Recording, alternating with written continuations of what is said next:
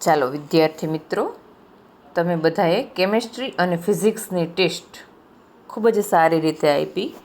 હવે આગલા મહિને ફરીથી મેથ્સ અને ઇંગ્લિશની ટેસ્ટ આવે છે. આપણે 4 ચેપ્ટર પૂરા કર્યા. હવે 5મું અને સૌથી અગત્યનું ચેપ્ટર સાતત્ય અને વિકલનીયતા જોવાનું છે. 11મા ધોરણમાં રહી ગયું હતું, તે આપણે અહીં પણ હારવાર કરતા રહીશું. વિકલન આવડશે તો જ સંકલન આવડશે, અને એના ઘણા બધા ચેપ્ટર છે, અગાઉ મેં તમને કીધું હતું.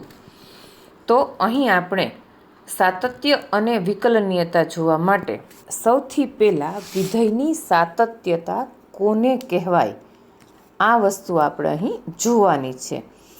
તો વિધેયની સાતત્યતા એટલે શું? બીજી રીતે કહીએ તો સતત વિધેય છે એ કોને કહેવાય, એવું અહીં આપણે હવે જોવાનું છે. તો વિધેયની સાતત્યતા એ મેઇન વસ્તુ છે. તો ધારો કે કોઈ વિધેય એફ એ વાસ્તવિક સંખ્યાના કોઈ પણ ઉપગણ ઉપર વ્યાખ્યાયિત વાસ્તવિક વિધેય હોય અને સ્મોલ સી છે એ એફના પ્રદેશનું કોઈ બિંદુ છે, તો જો limit x tends two C F of x is equal to f of C જો થઈ જાય, તો એફ છે એ વિધેય સી આગળ સતત છે તેમ કહેવાય. સૌથી અગત્યનો આપણે આ પોઈન્ટ યાદ રાખવાનો છે. જો F A x is equal to C આગળ સતત હોય તો શું કહેવાનું છે? તો કે limit x tends two C minus, એટલે કે ડાબી બાજુનું વિધેય એફનું લક્ષ, equal to limit x tends two C plus F of x, એટલે કે જમણી બાજુનું વિધેયનું લક્ષ, is equal to f of C થાય.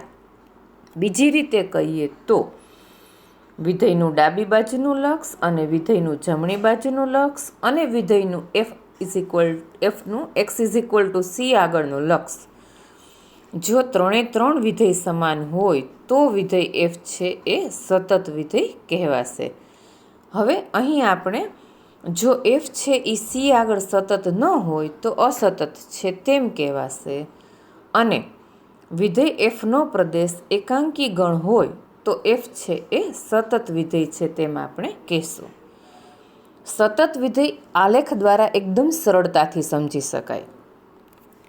જે વિધેયનો આલેખ સળંગ હોય, એટલે કે ક્યાંય તૂટતો ન હોય, એવા વિધેયને આપણે સતત વિધેયના આલેખ તરીકે ઓળખી શકીએ. જો અહીં તમે જોઈ શકો છો કે આ જે છે એ સતત વિધેય છે. અહીં આપેલા 2 સતત વિધેયો છે, અને અસતત વિધેય તરીકે આ બંને જે છે એ આપણે જોઈ શકીએ છીએ.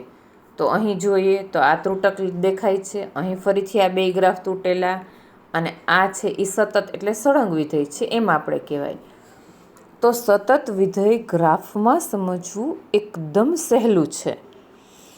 જે વિધેયનો ગ્રાફ સળંગ હોય, એટલે કે ક્યાંય પણ તૂટતો હોય નહીં, એવું વિધેય સતત વિધેય કહેવાય. અને અહીં તમે જુઓ તો આ પૂર્ણાંક ભાગ વિધેય અથવા ચિહ્ન વિધેય, જે આપણે અસતત વિધેય તરીકે આગળ ભણવાના છીએ. આ ઉપરાંત જોવા જઈએ તો પ્રત્યેક અચળ વિધેય સતત વિધેય હોય છે, પ્રત્યેક એકમ વિધેય છે એ પણ સતત વિધેય હોય, પ્રત્યેક સમય વિધેય સતત વિધેય હોય, પ્રત્યેક બહુપદી વિધેય સમય વિધેય હોય, સતત પ્રત્યેક ત્રિકોણમિતીય વિધેયો પણ સતત વિધેય હોય, પ્રત્યેક સંયોજિત વિધેય પણ સતત વિધેય હોય, અને જો વિધેય એફ સતત હોય તો મોડ ઓફ એફ પણ સતત હોય છે. આ ઉપરાંત જો વિધેય સી છે એ સતત વિધેય હોય તો CF પણ સતત વિધેય છે એમ કહેવાય. હવે સતત વિધેયોનું બીજગણિત, એટલે કે બીજી રીતે કહીએ તો સરવાળો, બાદબાકી, ગુણાકાર અને ભાગાકાર. જો એફ અને જી પ્રત્યેક સંખ્યા સી આગળ સતત હોય તેવા 2 વાસ્તવિક વિધેયો હોય તો બેયનો સરવાળો અને બાદબાકી પણ x is equal to C આગળ સતત વિધેય કહેવાશે.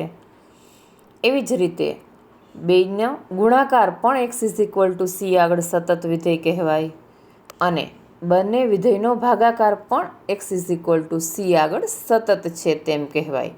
ભાગાકારમાં આપણે ધ્યાન રાખશું કે છેદની કિંમત 0 હોવી જોઈએ નહીં. તો સતત વિધેયની મુખ્ય બે વ્યાખ્યાઓ આપણે ધ્યાનમાં રાખવાની છે કે વિધેયની રકમ આપણને કઈ રીતે આપેલી છે, કોઈ પણ વિધેય સતત છે કે નહીં એવું જાણવા માટે શું ચકાસવાનું.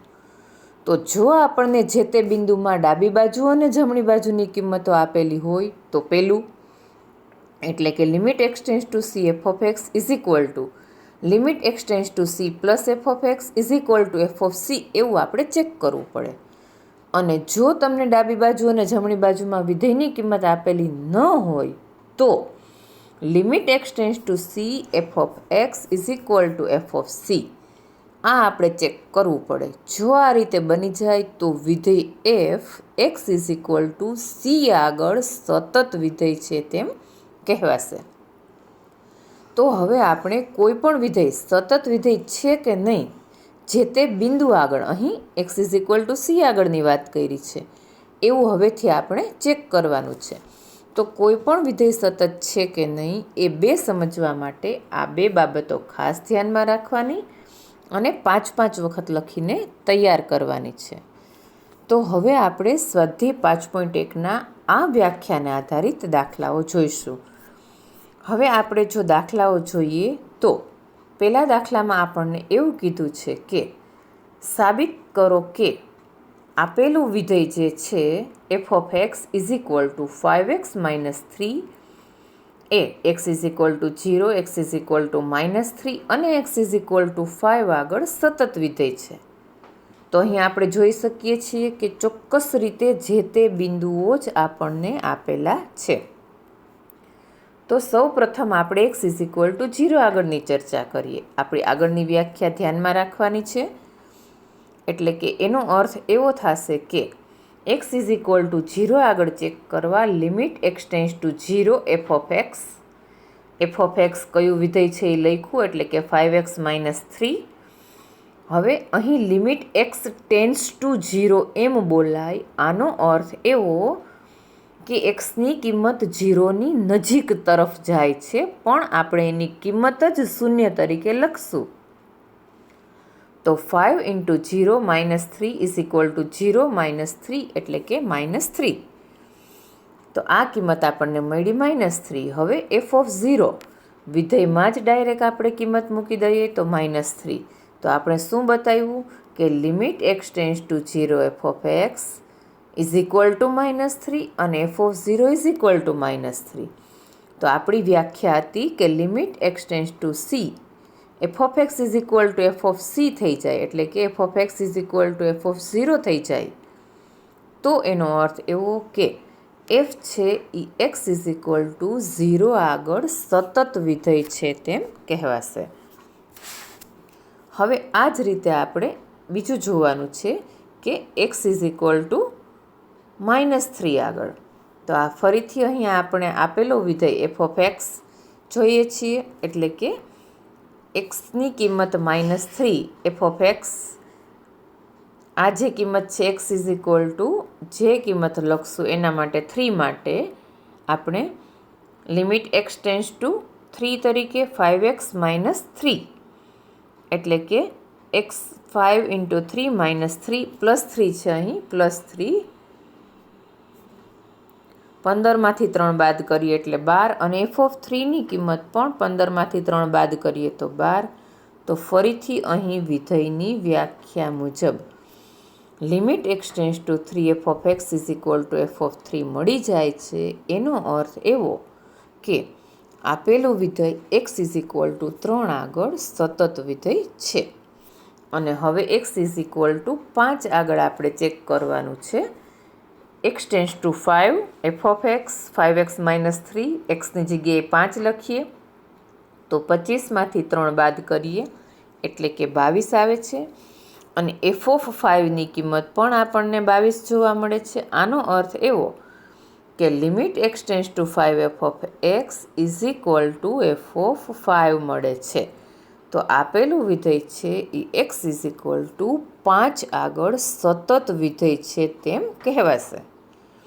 એકદમ સિમ્પલ બીજી વ્યાખ્યા મુજબ આપણે કામ કરીએ છીએ. એના જેવો જ બીજો દાખલો જોઈએ.